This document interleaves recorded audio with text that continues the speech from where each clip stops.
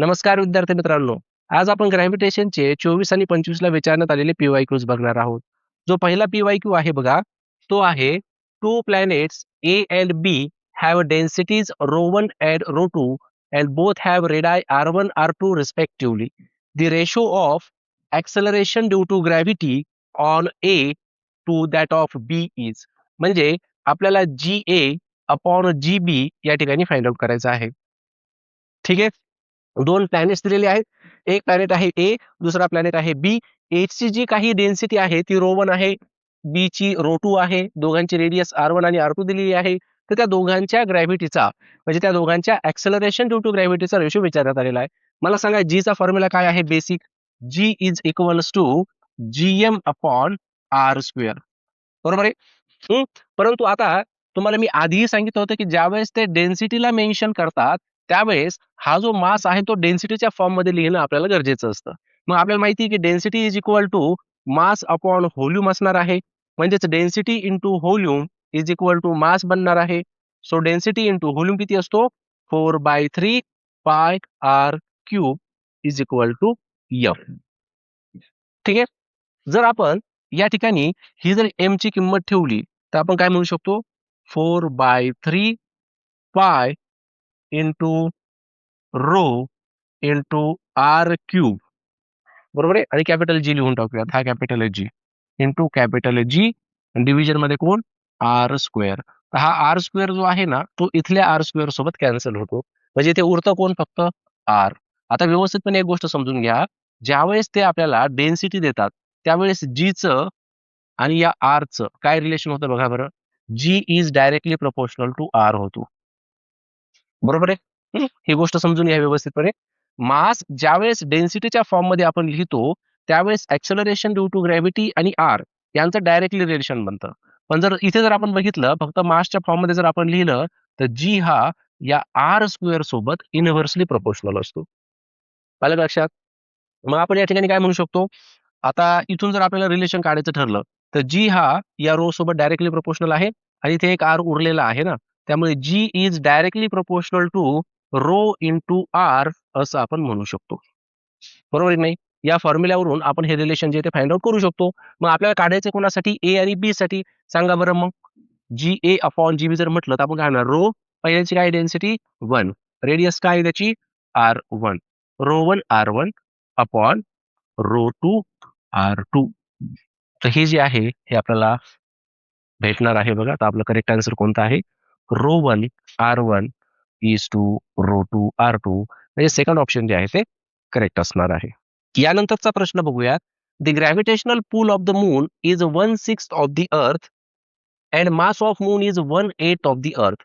This implies that the radius of the moon is 1/4 of the earth's radius. पुन्हा radius of earth is moon's radius is.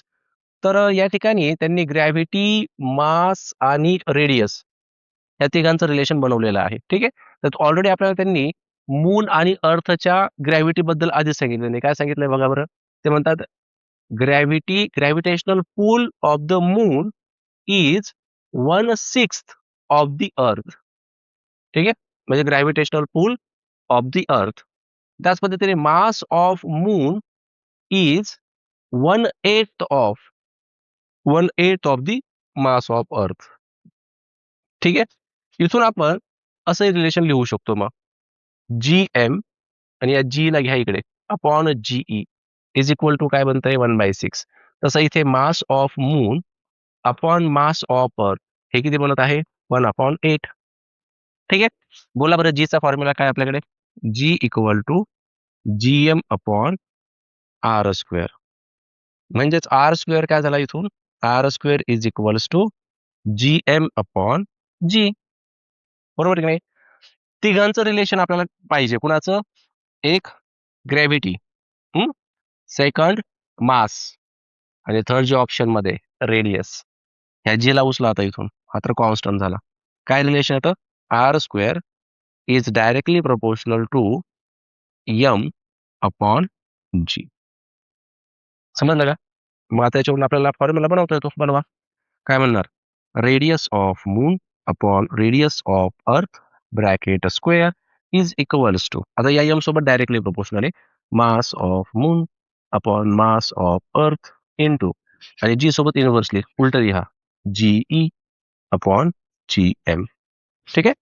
चला मग R M upon R E bracket square equal to, हे बघा बरं किती आहे, M mass of moon upon mass of earth, हे 1/8 आहे, लिहा direct 1/8 into GE upon GM, त्याला उलट करावं लागेल नाही का, त्याला उलट केलं 1/6 तर काय मिळेल 6, म्हणजे 6/8, बरोबर आहे नाही.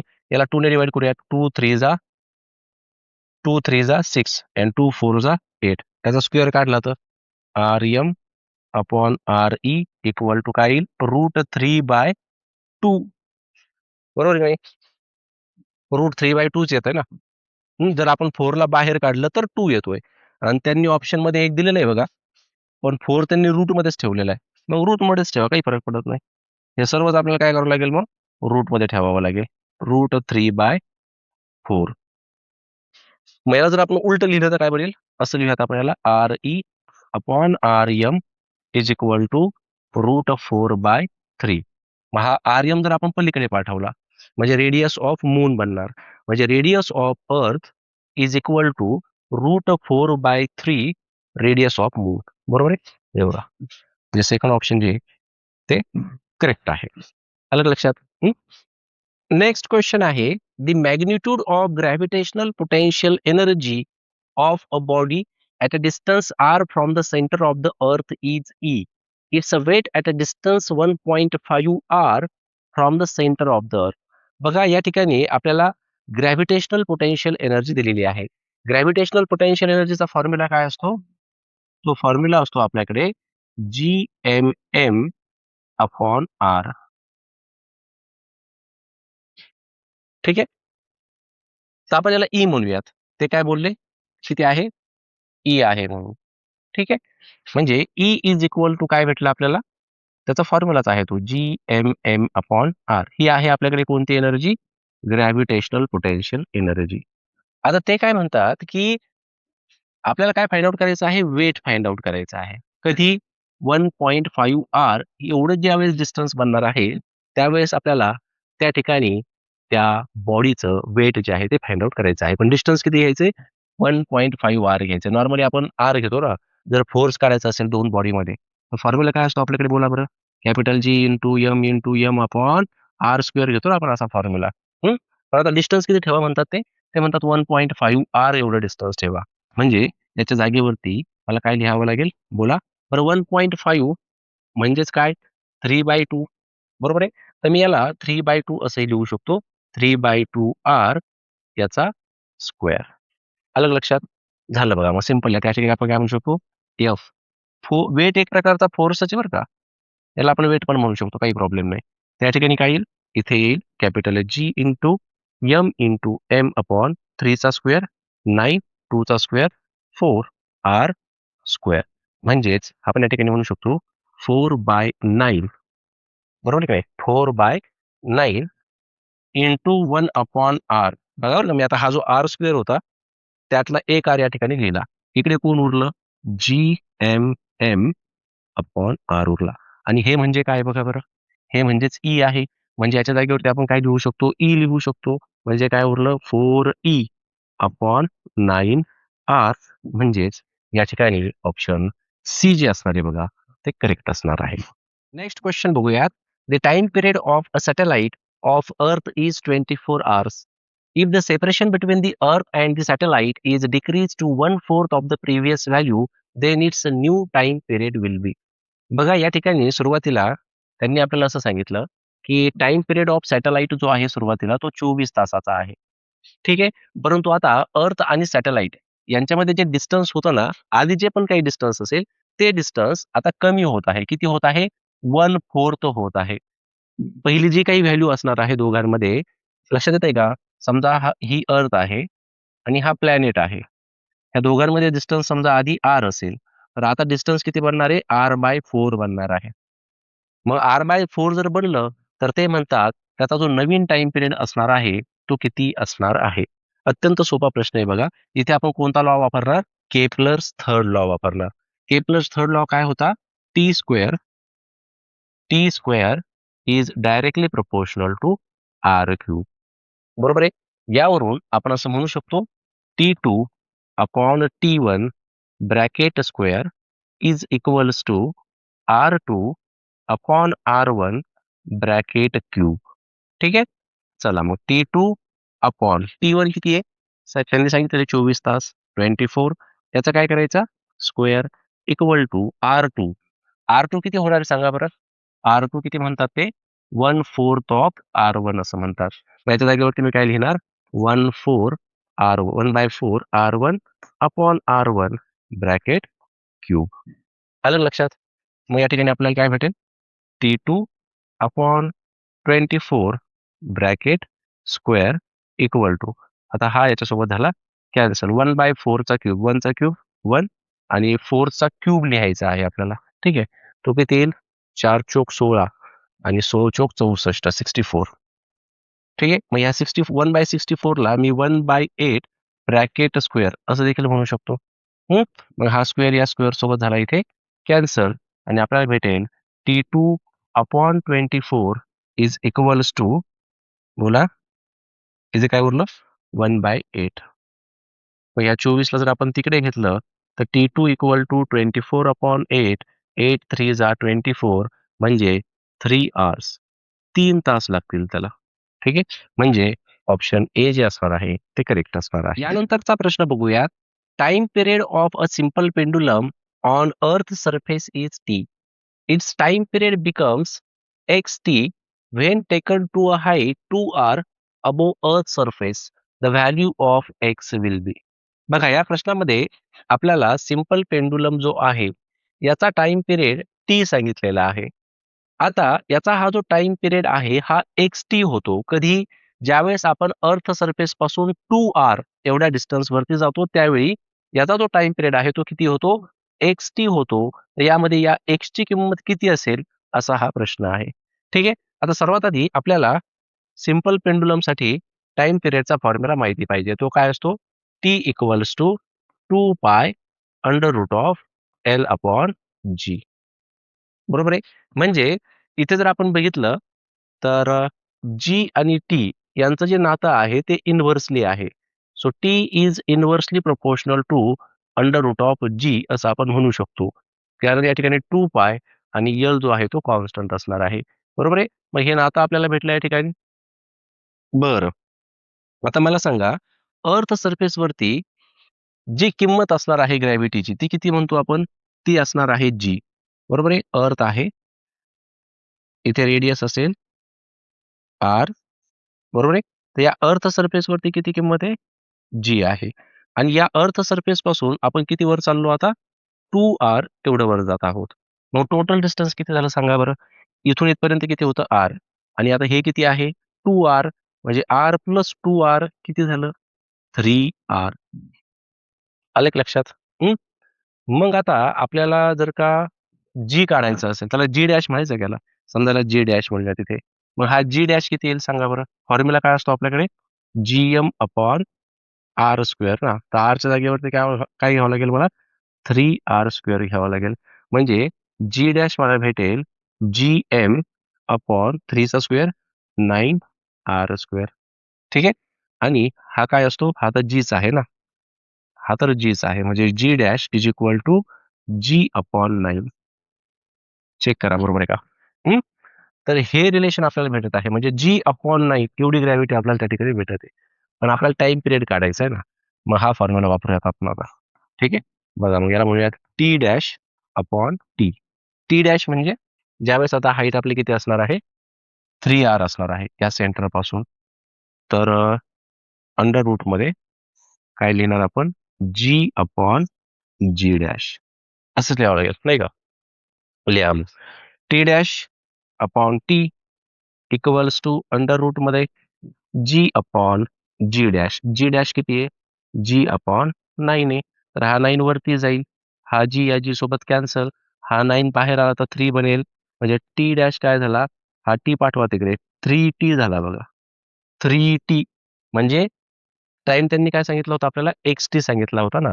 आपल्याला काय भेटला 3t. मग x ची जागा कोणी घेतली 3 ने घेतली म्हणून या ठिकाणी डी ऑप्शन जे असणार आहे ते करेक्ट असणार. नेक्स्ट क्वेश्चन बघूयात.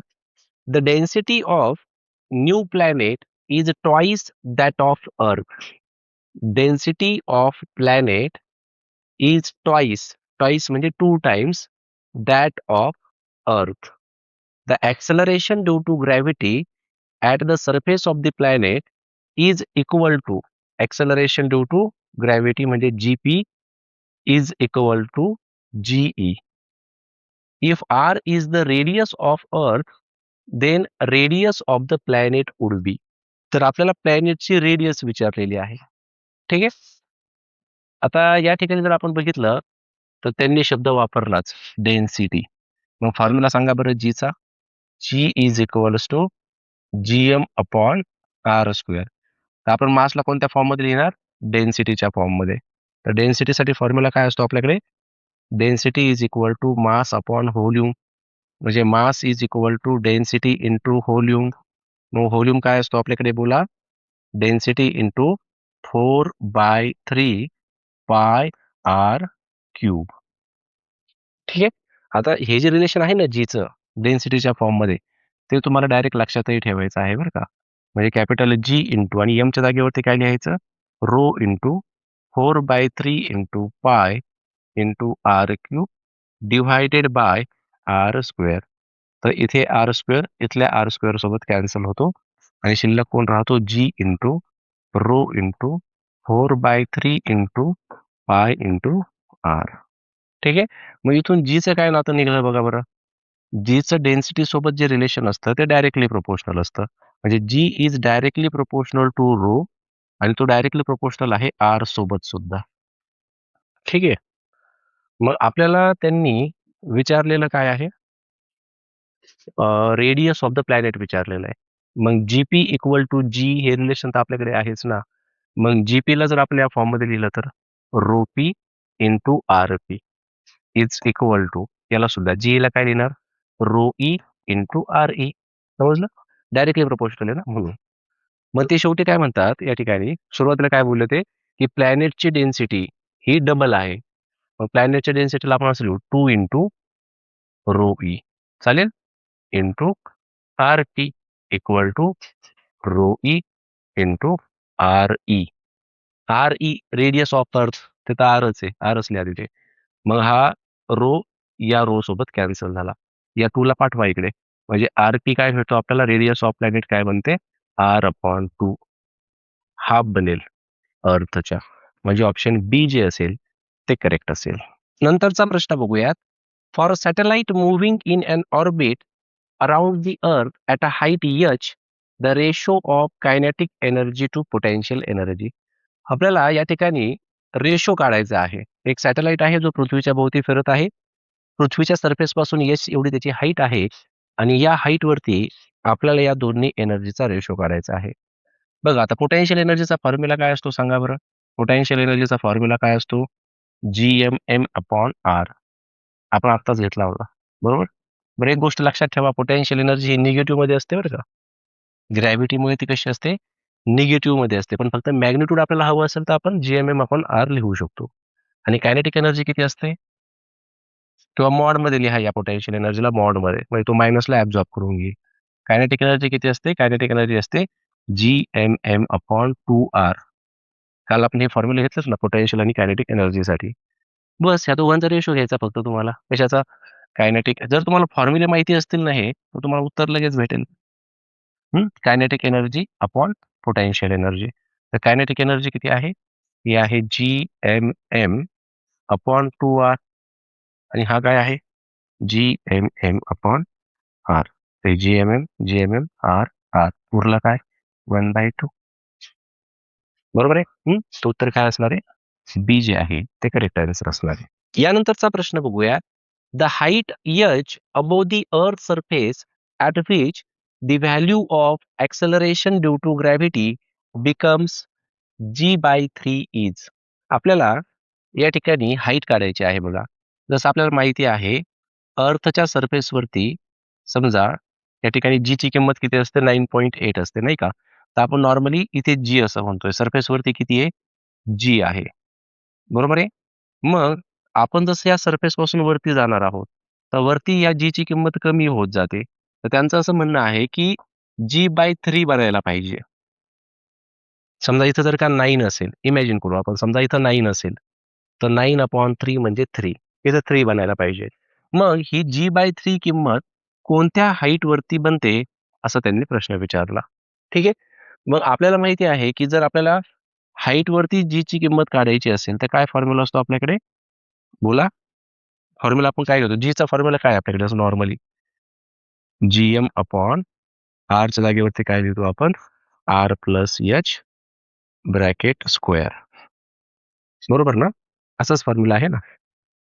हं. आणि अजून एक फॉर्म्युला आहे किंवा आपण याला अशा फॉर्ममध्ये लिहू शकतो. GH is equals to G into आठवतंय का बघा तुम्हाला?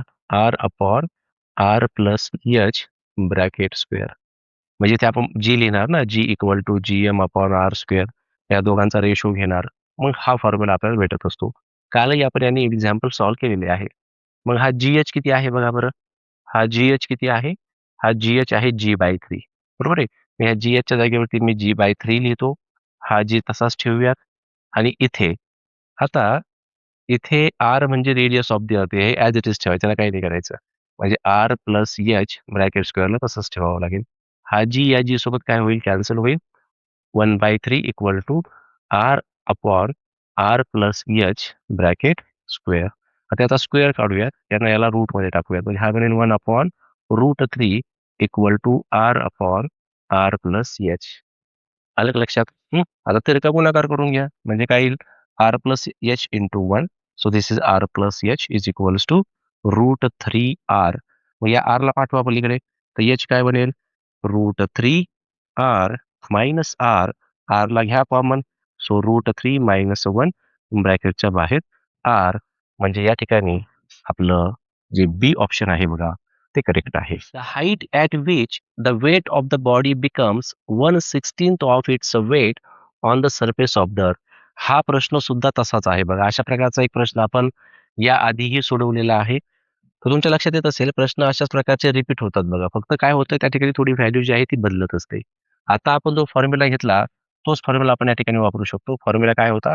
GH is equals to G into R upon R plus H bracket square. जर आपण याला मासने मल्टिप्लाय केलं आणि याला मासने मल्टिप्लाय केलं तर हा काय बनतो? वेट बनतो ना. मग वेट ॲट ऑन हाईट. बरोबर काय? आपल्याला हाईट वरती काढायचं आहे. ठीक आहे. आता दुसरी महत्वाची गोष्ट ते काय म्हणतात? Weight of body becomes 1/16 of its weight on the surface of the earth. म्हणजे हा जो WH आहे बघा, हा काय आहे? W/16 आहे. लक्षात आलं का तुमच्या? 1/16 of weight on the surface of the earth. म्हणजे ही गिव्हन कंडिशन आहे. ठीक आहे. आता हा काय झाला? हा झाला WH weight at a height H.